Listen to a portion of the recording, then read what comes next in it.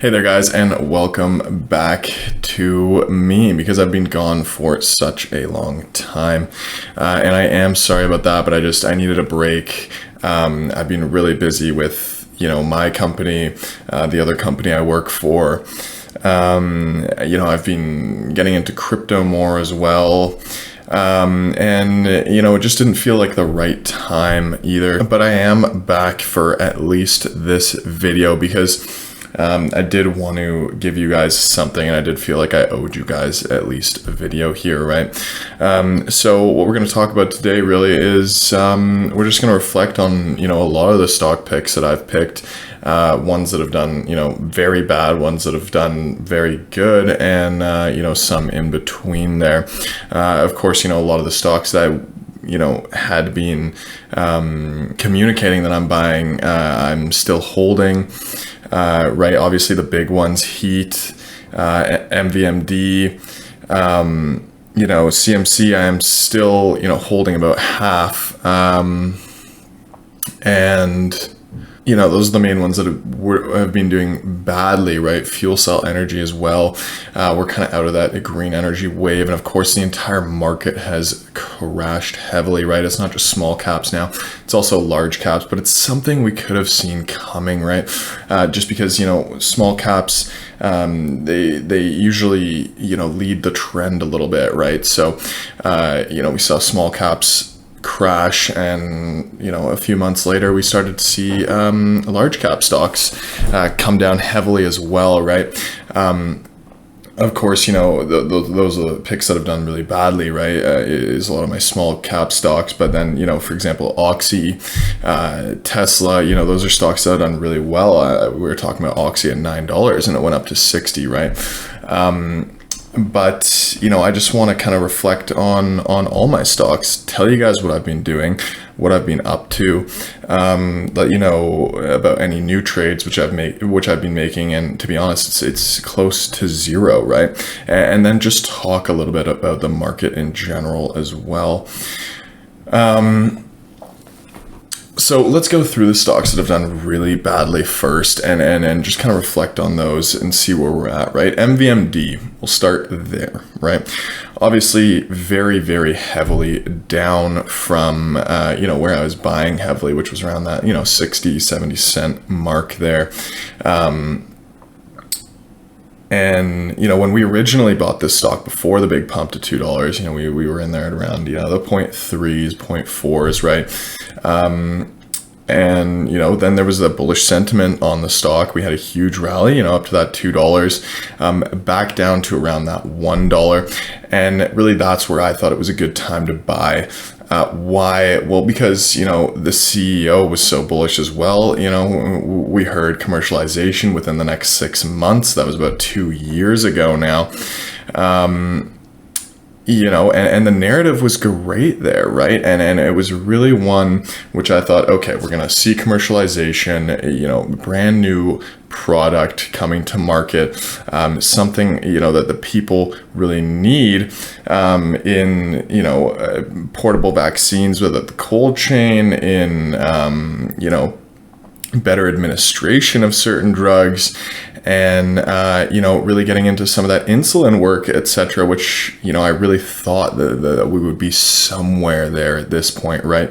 But again, we didn't see that, and that's why the stock has suffered so much, because we had a great narrative, and then the whole thing just fell apart, right? We had the whole FDA trials coming and all this, and you'd think by now we would be somewhere, but we're not, and that's kind of why we've come down so much. Now, long term, if these things do end up working out, which I do think they will, I have had some chats with Dennis, the CEO, and he says they're still in the works on all these things, and once we do kind of see that, I wouldn't be surprised to see the stock, definitely come up from the lows we're at now, and if not, get back to those all-time highs we've seen in the past, right? So something to keep in mind. I haven't picked up any MVMD in a while now because, like I said, right now, especially, it's risky, right? It's been 2 years. We haven't seen anything, showing us that we're going to see some commercialization soon, that there is anything going on with the FDA trials or any of this, right? And so it makes me hesitant for sure. Of course, if they can deliver, I do think it's going to be good. Now, on top of that, I have not sold any shares. I'm not going to. I told you guys I wasn't going to. I told you it was a long-term play, and I'm sticking with that, even though I am down a lot of money on this stock, like ridiculous amount, right? So that's MVMD right there in a nutshell. Now, moving on, we've got Hillcrest Energy Technologies, right? Heat.cn. If you guys have some time, you should take a look at the testing they did with their high efficiency inverter, a few months ago now, a month or two, I would say ago, and their testing was extremely good. They're way more efficient than kind of the competitors out there. It's all laid out in a nice little chart for you, kind of at the end of the article. And this is one which, we're already seeing there's more efficiency here. Yes, we're still waiting for commercialization.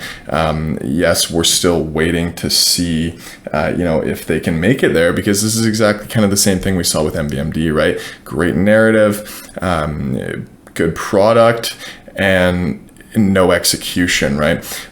So hopefully we do see some execution on Heat, but I think we will. They've got a great CFO, great CEO. They are a real company already with revenues, right? And they just are switching businesses here, right? So this one, I still think this one is going to do very well in the next few years here, especially if we start to see that clean energy narrative come back, right? Which we will, which is kind of the other thing that I really want to talk about, right? Is that we had this kind of big market crash, and we saw something similar in 2018, right? Which basically we had this huge stock rally, a lot, of weed stocks specifically, just went ballistic. And I was lucky enough to get out at the right time during that 2018 run we had, right? Then everything crashed and everything was boring for about 3 years, just flat, right? And then we saw the next rally in 2020 slash 2021 really there, right? With QE, etc., which, is understandable. But what I really want to get at with that is the stock market's boring right now. We're steady. We've kind of stabilized from those, insanely high numbers we had. And now we're just going to be boring for a while. And eventually the hype's going to come back and we're going to see that next run. And what we have to remember for that next run is right now that things will eventually go back to normal. And so sell while you can, right? And that's where I made a mistake this time, is I just got too greedy, guys.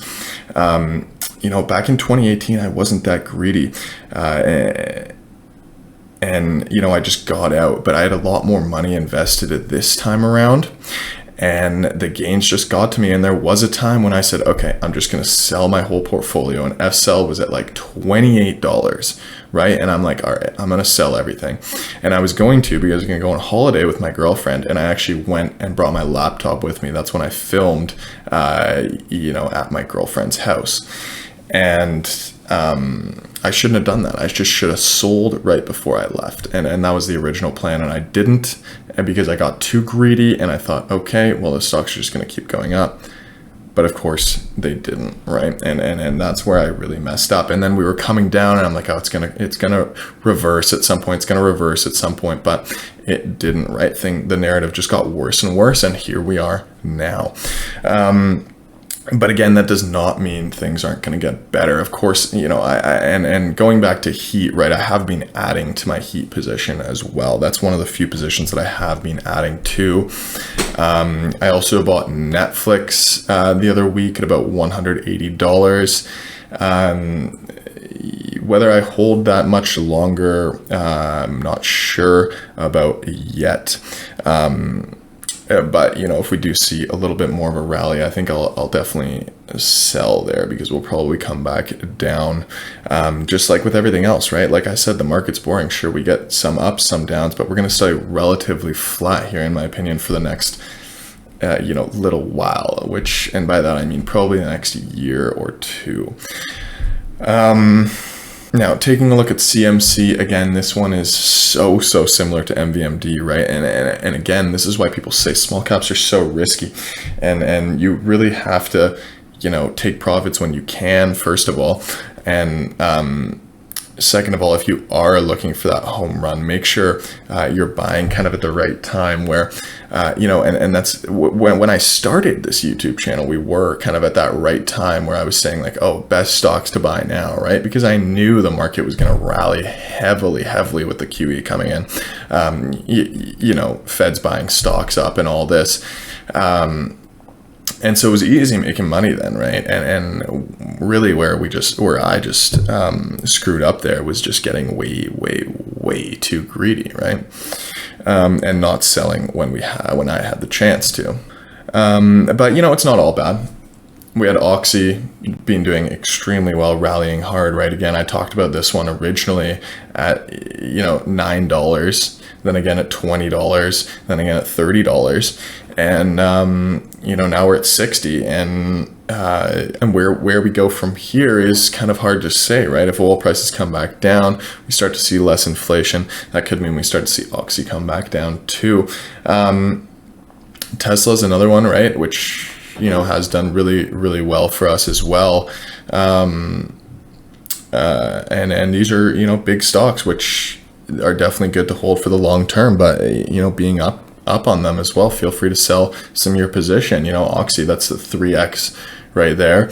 You should probably sell half, right? Or for Tesla, if you're up, close to 100%, if you bought kind of around the same time I did, then it wouldn't be the worst time to sell, some of your position.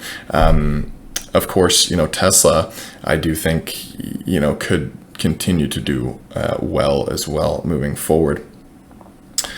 But again, in general too, right now when it's boring, it's not the worst time to buy stocks. I'm not going to mention any stocks specifically. We've been down that road, hasn't worked out. Well, it worked out really well for us, and then all of a sudden it didn't, right? And but again, buy when it's boring, buy when it's red, and that's what I've been doing, right? Netflix, for example, I bought it at 180. We're already back at 220, right? That's a nice 15% gain there, because it was clearly very oversold at those levels. So not the worst time to buy. Same with crypto, right? We're seeing, crypto's fallen substantially from the all-time highs. And now, again, it's a reasonable time to get in there. I've been dollar cost averaging specifically into Ethereum, because that's probably my favorite cryptocurrency. But there's a lot of good ones out there, and I do have small positions in a few other ones, and then we'll just have to see what happens. But crypto, again, we're getting to that boring part. Now we're probably going to consolidate again here for a while, and then we'll see, another kind of a bull run there happen. So again, may not be the worst time to buy stocks or crypto really here. And then I just wanted to say some final notes as well about why I haven't been filming, right? We know I just needed a break, partially a lot to do obviously as well with the job I have, plus my own business that I have, right? And it's been taking a lot of time, right? But on top of that, I needed a break from filming. It was getting to my head. Had I not started a YouTube video, there is a higher likelihood that I would have sold, at closer to the highs. But having told you guys about these stocks and not necessarily making too many videos of me selling positions is a reason that I don't want to sell them either, right? Because when I make a video about selling a position, in the comments I get, oh, why are you selling? Like, oh, stop making the stock bearish or whatever. And So I don't want those kind of comments, but at the same time, I also want to be right, and it does kind of mess with your head a bit there, and you're scared and worried about what people might think. So I just needed a little refresher to realize that it really doesn't matter. So yeah, that's my little update. Whether I'm gonna film another video after this, I'm not sure, to be honest, with you guys. Let's just see how this video does, and we'll kind of go from there maybe. But there is still a chance that I end up deleting my channel. But again, I did really think it was important to kind of let you guys know at least what I've been up to, what I've been doing, and let you guys know that I have not sold my positions, and I don't plan to. I told you guys these were long-term positions. They are long-term positions, and that's not going to change for me, right? It doesn't matter what you guys do. That's up to you, obviously. So yeah, we'll see. But I do hope you guys have a great day. I hope you guys enjoyed the video, and feel free to leave any comments. Feel free to message me on Twitter and all this. I do generally get back to you guys when I can, say roughly in a week or so at the latest. So yeah, thanks for sticking with me. Maybe I'll talk to you guys soon.